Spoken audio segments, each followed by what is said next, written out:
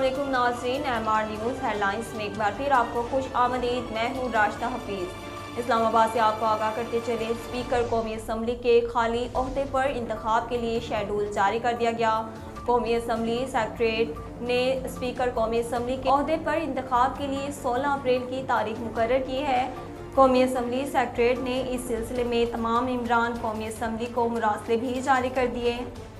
वाज़ेह रहे कि साबिक स्पीकर कौमी असम्बली असद कैसर ने साबिक वज़ीर आज़म इमरान खान के खिलाफ तहरीक अदम एतमाद पर वोटिंग के रोज़ वोटिंग कराए बगैर ओहदे से मुस्ताफ़ी होने का ऐलान किया था, जबकि उन्होंने वोटिंग की जिम्मेदार पैनल ऑफ चेयर अयाज सादी के हवाले की थी। हरीपुर में थाना हतार की हदूद में वोल्टा बैटरी फैक्ट्री हतार में वर्कर्स ने अपने ही साथी को कत्ल कर दिया।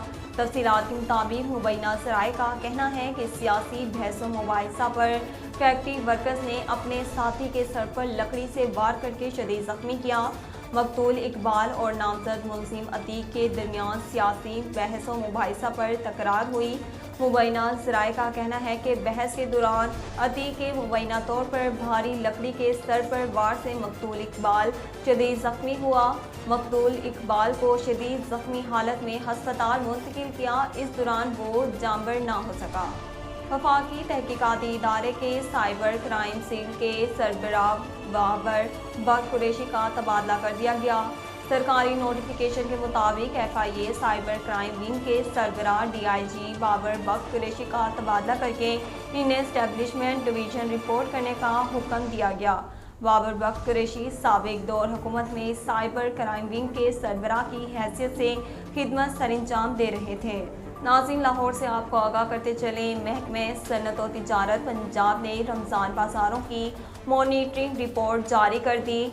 महकमे सनअत और तिजारत पंजाब की जानिब से जारी करदा रिपोर्ट के मुताबिक रमज़ान बाज़ारों में सस्ते आटे की फराहमी के लिए अब तक फ्लोर मिल को 35,835 मैट्रिक टन गंदम जारी की जा चुकी है।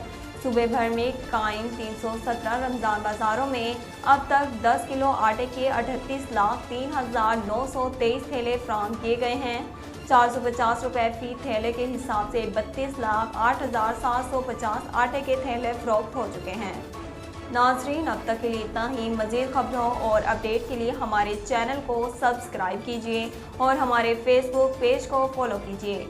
इसी के साथ ही अपनी मेज़बान राशिदा हफीज़ को दीजिए इजाज़त। अल्लाह निगहबान।